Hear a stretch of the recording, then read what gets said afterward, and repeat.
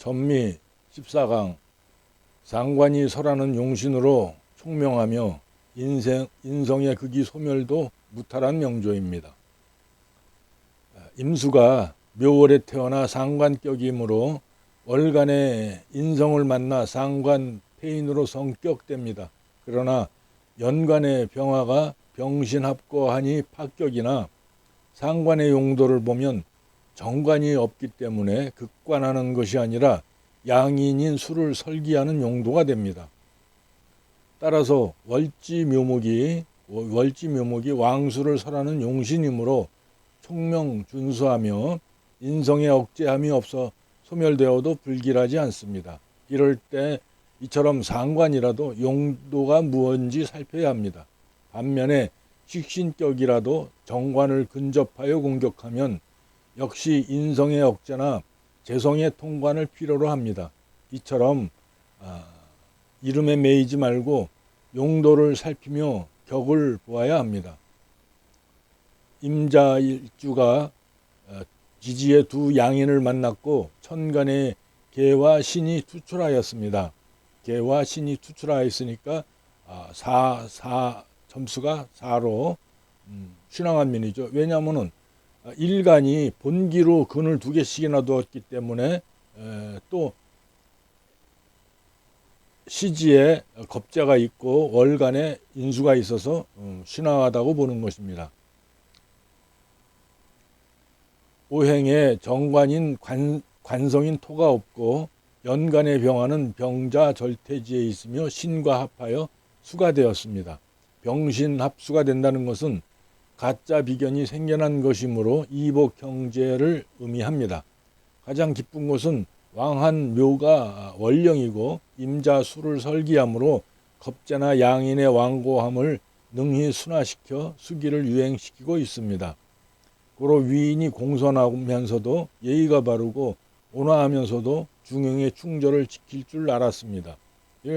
비록 이렇게 되면 상관격이라도 임자 왕한 수를 설기하는 용도이기 때문에 총명합니다.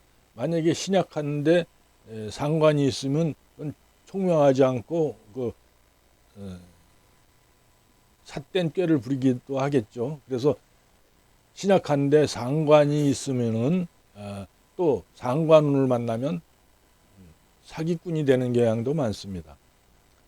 가분에는 목의 원신이 반로하여 갑과에 등가하였고 가분에는 월지가 묘인데 갑목은 원신이 나타난 것이니까 상당히 길합니다. 더군다나 용신이니까 갑과에 등가하였고 오운에는 묘목이 수를 설기시켜 생화하고 목생화를 수생목 목생화로 설기시켜서 생지하니까 길하다 이거죠. 또 을미와 병운까지 군수를 지냈고 벼슬길이 평순하였습니다.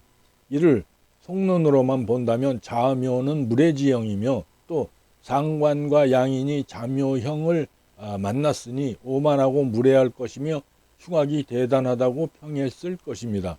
총평을 보면 강약은 중하입니다. 점수는 4지만은 이렇게 이처럼 일간이 지지에다가 본기로 근을 2개 있으면은 이거는 권황하다고 합니다. 점수가 뭐 3이라도 권황하다고 하는 것이, 권황하다는 것은 뭐냐면 관성을 다룰 수는 없지만 재성은 다룰 수 있다는 의미입니다.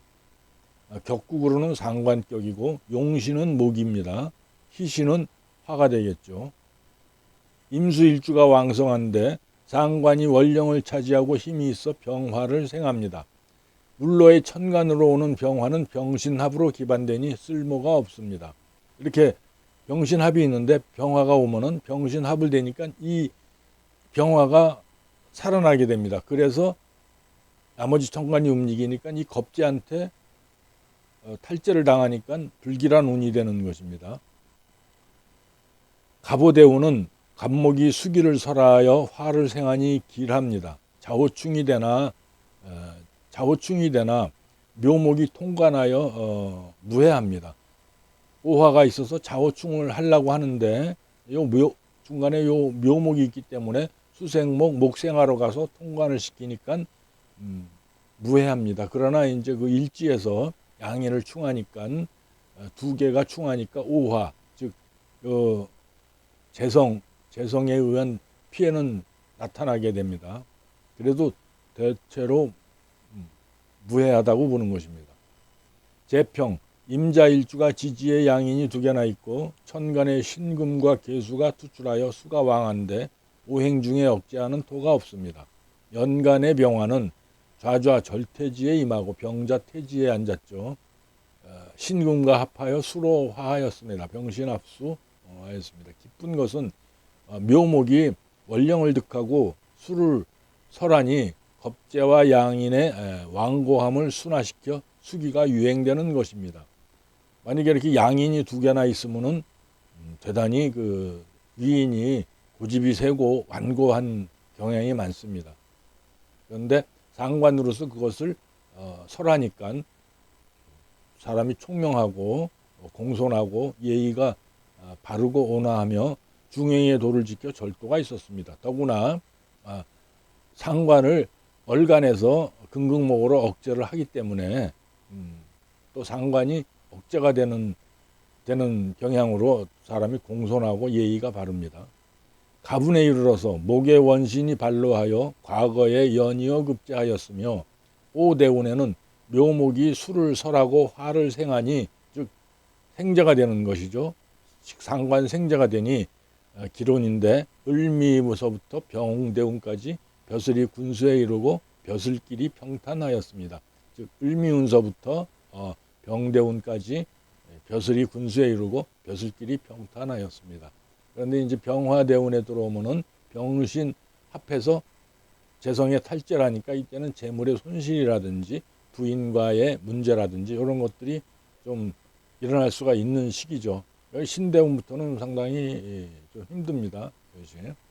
속론하면 자묘에 물의지형이 있고 또 상관과 양인이 자묘형을 만나니 오만하고 무례하며 흉악함이 대단하다고 할 것입니다. 그러나 오히려 상관폐인이 되었고, 상관폐인이라는 건 상관이 월간에서 금극목으로 누르고 있다 이거죠. 이것은 병신합이 돼도 관계가 없습니다. 동주한 월주이기 때문에 잠묘형이 오히려 상관이 배웠고 자수가 묘를 설하는 길신임으로 길로 변했습니다.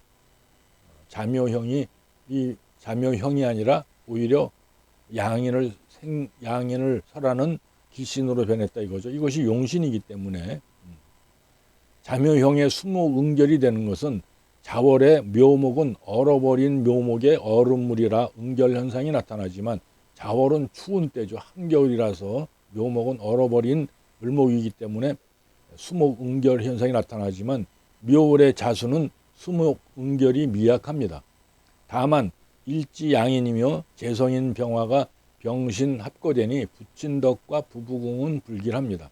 만일 대운에서 병대운을 만나면 병신 합거로 묶여있던 연간의 병화가 풀리니 시간 계수의 극을 받아 탈제되므로 재성의 불길함이 나타나게 됩니다. 오늘은 여기까지 마치겠습니다.